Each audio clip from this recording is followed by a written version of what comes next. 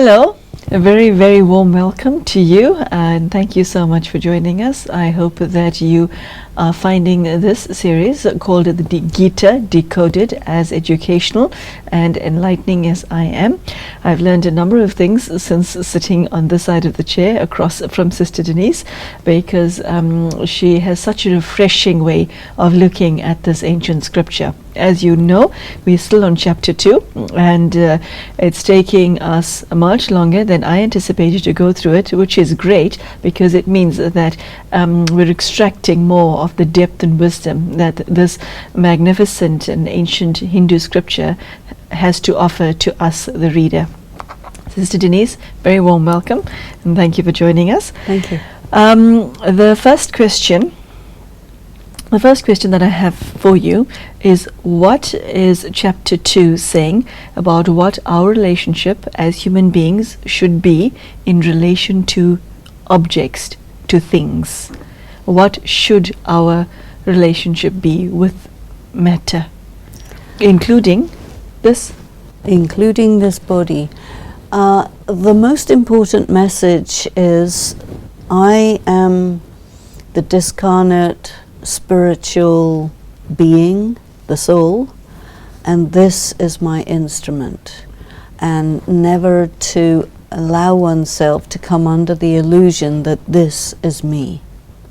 But because we are so caught up in the senses and the objects of the senses, we easily come under the delusion that this is me or that is you. Then we get attached. Then we're in bondage. So the idea is to stay in that stage so that you can be free. Okay.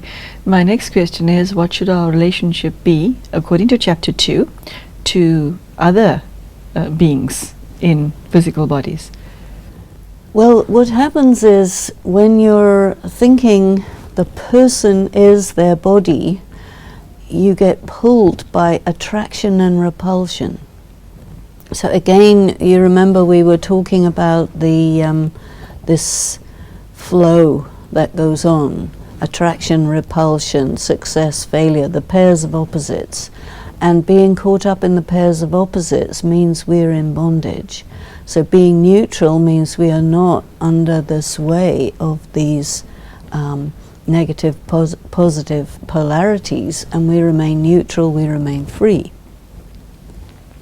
That's what our relationship has to be with other people, because otherwise we start to be dependent on people, emotionally dependent, psychologically dependent. We give away our power, and then we become in bondage. So there's three things: people, places, and objects, to which we give away our power, to which we surrender ourselves and become enslaved. Okay, that is that's a say that again.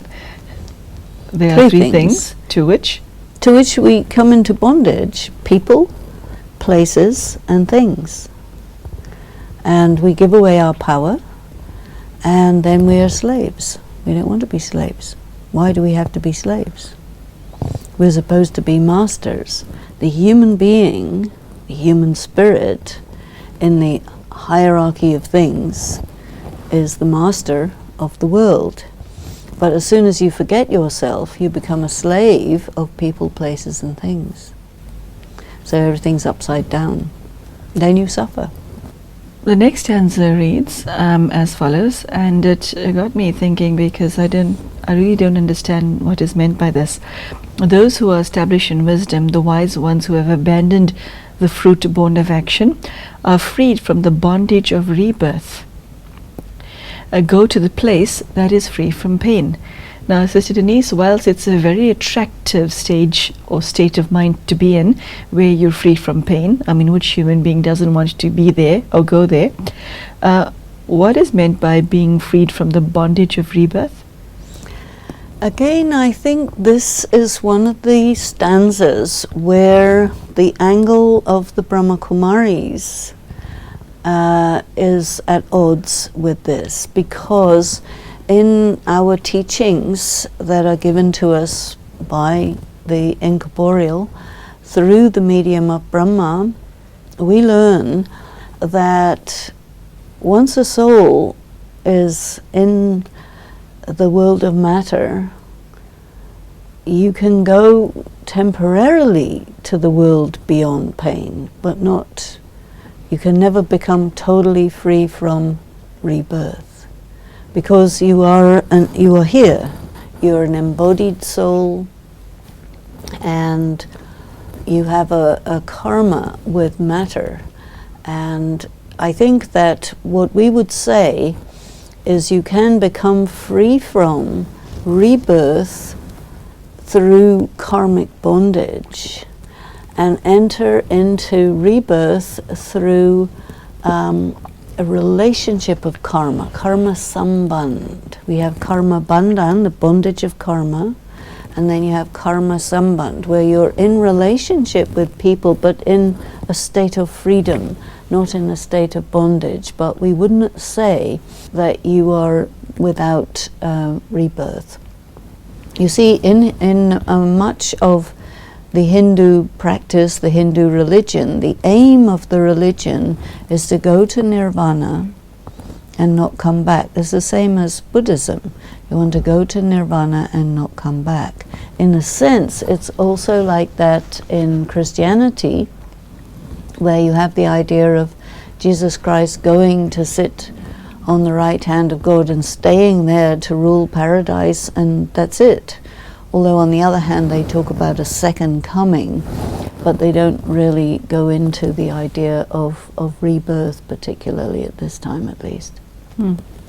So the whole question of the belief that a lot of people have, that if you are reincarnating, there's suffering. What we are saying is that yes, there is reincarnation with suffering, but there's also a time period, which we call the Satyuga, the Treta Yuga, where you incarnate as a divine or divinized human being in relationship with other human beings in a perfected world, where your reincarnation is not due to karmic bondage, but due to karmic harmony. What I found interesting about the next stanza is the use of a term, and I'd like you to explain how this works. It reads, when your intellect stands fixed in deep meditation, unmoving, disregarding Vedic doctrine, then you shall attain self-realization. What I find curious is it says, when your intellect stands fixed in deep meditation. Is meditation an aspect of the intellect, or is it an aspect of the mind? Well, meditation, the mind meditates. The intellect puts the mind where it can meditate. So the intellect and the mind have to work together. You know, the intellect and the mind are very, very subtle. They are called, in Brahma Kumaris knowledge, they are called faculties of the soul. So the intellect is your intelligence, is your conscience, is your capacity for calculation, judging, discrimination, etc. But your mind is like an organ of sense perception, where you can sense qualities, where you can actually experience connectedness with God. The intellect cannot experience anything. The mind is where you experience. In a person's eyes, there are cells where you can see form, and there are cells where you can see color. And so the mind corresponds to color, and the intellect corresponds to form. And you have to have both together, otherwise you can't see. Wow. That's my response to what you just said. Okay, Sister Denise, the next stanza reads, when your intellect crosses beyond the thicket of delusion, then you shall become disgusted with that which is yet to be heard, and with that which is been heard, in brackets, in the Veda. Okay? The thicket of delusion is very descriptive, isn't it? The visual imagery of that is comes across quite strongly. How does delusion become an obstacle in one's relationship with God and with your own spirituality? It also connects with the previous one that you mentioned, that you can only have self-realization when you can see past matter. And yourself is non-material, God is also non-material. So as long as you cannot see past this thicket of delusion, you will consider it to be real. You will act as if it is real in the sense that it has dominion over you. You are under the influence of what's known as Maya and matter. So Maya is the illusion where you operate as if something physical has power over you.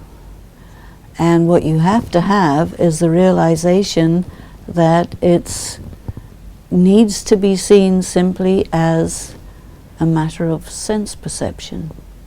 Because as long as you know that it is simply a perception, that diminishes its power over you, because you see that it's not real. Then you come back in your own power. So, Sister Denise, another thing that struck me about the next aspect is that human beings prefer to do than to be. And I want to know why this is so. When your intellect stands fixed in deep meditation, unmoving, disregarding Vedic doctrine, then you shall attain self-realization. Okay? So God says, child, be still, be with me, and then you'll attain what it is that you want to attain. But this is not our inclination, is it? Sometimes people talk about not human beings, we're human doings. Yes, I've heard that. There's another very well-known expression that you find in the biblical tradition: be still and know that I am God. Yeah. You see, because what people want is they want to be able to feel and to realize themselves and to realize God. They want that. That's a desire, but it's not an addictive desire. The desires to the sense perceptions are addictive desires, and they are desires that cause the soul to get into bondage. But the desire to know yourself and to know God and to experience that is very elusive, because everything about you strains to get into some kind of action, you see, because yes. we are you can say addicted to our bodies. We are addicted to our sense perceptions. We are addicted to the objects of our sense perceptions because we are trying to sustain ourselves from that. And what God is saying is that by doing that, you just get depleted. You're not getting anything. It's very, very similar to the work that an addict has to do to get over their physical and psychological dependence on their substance or their behavior, which has taken over their lives. And so this is on a much, much more refined level that we are trying to become completely, you can say sober, you can say free, you can say ones who are sustained by God, which is a kind of sustenance that really sustains you, rather than trying to sustain yourself from something which is emptying you. Sister Denise, I want to come back to that subject in a later chapter, okay? But at this stage of the conversation between Arjuna and God, Arjuna asks God to describe the soul who is steadfast in deep meditation. How does he speak? How does he sit? How does he move? And the answer that he receives is, when he leaves behind all desires emerging from the mind, Arjuna, and is contented in the self by the self, then he is said to be one whose wisdom is steady. A number of questions come to mind in this respect, Sister Denise, because the self is capital S. but it's capital S for both selves, which I'd like you to explain. And my second question, and more important one, is when he leaves behind all desires emerging from the mind. So Denise, where would one find such a human being who's left behind all desires emerging in the mind? How does one become this person? One thing you have to be very aware of is that a person like this is extraordinarily rare. So Arjun, in one sense, is every man, but in another sense, is only one. That is very powerful, because at some point in the future, I was going to ask you, why Arjuna? He's the selected. He's the one who, his name means he picks up the challenge, you know. And so what you have here is God is saying to humanity, look, I'm your father, you're my child, are you up for it? Can you be a real child of God? That means, you know, for somebody who is in the Christian culture, can you be the Christ? There's only one Christ, you see.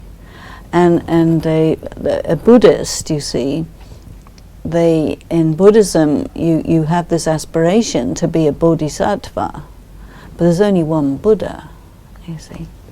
And so you can't really expect that these descriptions can refer to just anybody who comes along down the road. This is very, very extraordinary. But the point that's interesting is anyone who comes along may have the capacity. And once you start to go down that road, you discover whether or not you do have the capacity. And in the Gita, maybe in a slightly different area of the Gita, in another chapter, it mentions that there are very few people who are able to recognize and realize God. And then there's a much larger number of people who hear about it, think it's really great, but they don't actually get it. And then there's a very, very large group about it who really don't know what it is, but they believe. You see, we're not talking about humanity as everybody's equal at all. Everybody exists, no doubt, but there's a hierarchy of souls. And I think the knowledge of the Gita is really directed to those who are really on the top end of that hierarchy. But the status people have in the world today doesn't necessarily reflect by any means their position in the spiritual hierarchy. So you may be in a very high position in the world today, but from a spiritual angle, not so high.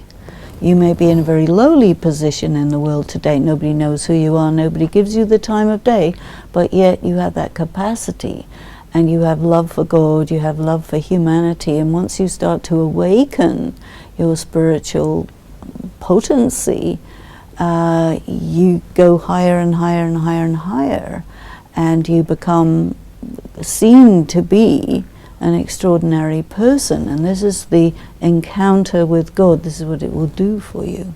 One's encounter with God, as you just put it, will cause the mind not to be agitated by misfortune, whose desire for pleasures has disappeared, whose passion, fear, and anger have departed, and whose meditation is steady, is said to be a sage. Yes, exactly. So that one, rarest of humans, where do you find those people? You have to look for them somewhere. And it could be anybody, you see. But put that person into a classroom situation where they're studying, you know, in a way, there's the classroom as Krishna teaching Arjun in the chariot on the battlefield. That's the classroom. And he is up for it, you see. But there's lots of other warriors who are not. But what did he do in terms of the civil war between himself and his brothers, his cousins? He chose God. The other one, Duryodhana, chose God's powers, Mm. you see. So it comes down to that choice, you know, what is most important for you as a human being? If God and the discovery of God and the discovery of yourself is the most important thing, that's a sign that you're a pretty up there person.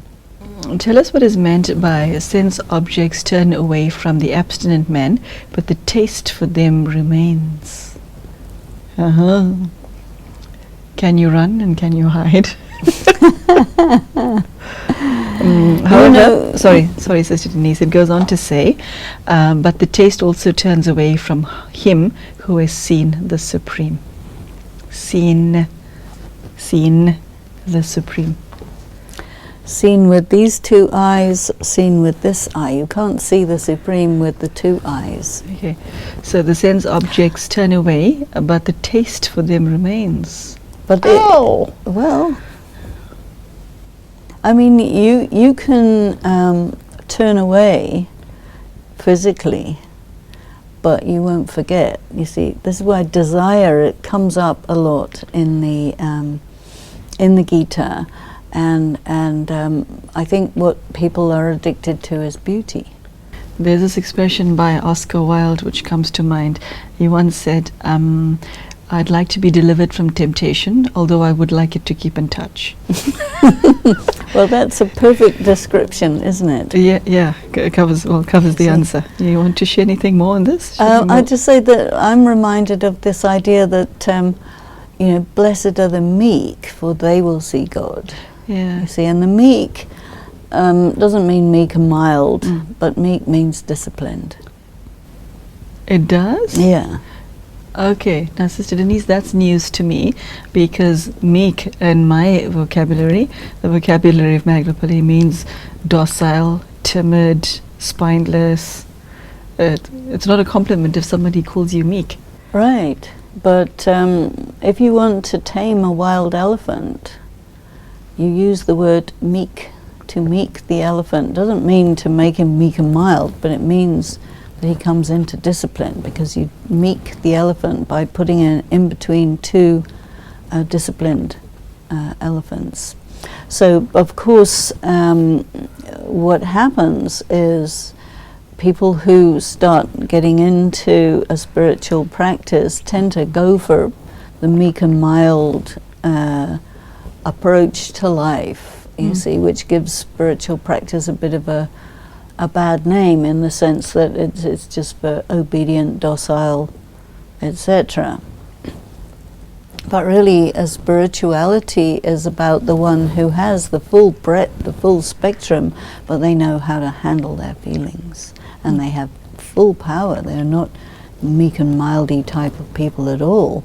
Yes, Denise, the next stanza is very graphic, because the ocean comes to mind when there's a storm. The turbulent senses carry away forcibly the mind, Arjuna, even of the striving man of wisdom. My question to you is, how does one who is making such noble effort manage his turbulent senses, and how does he manage his mind? It's hard, and God is saying to his friend, my dear Arjuna, it's this difficult. Be prepared.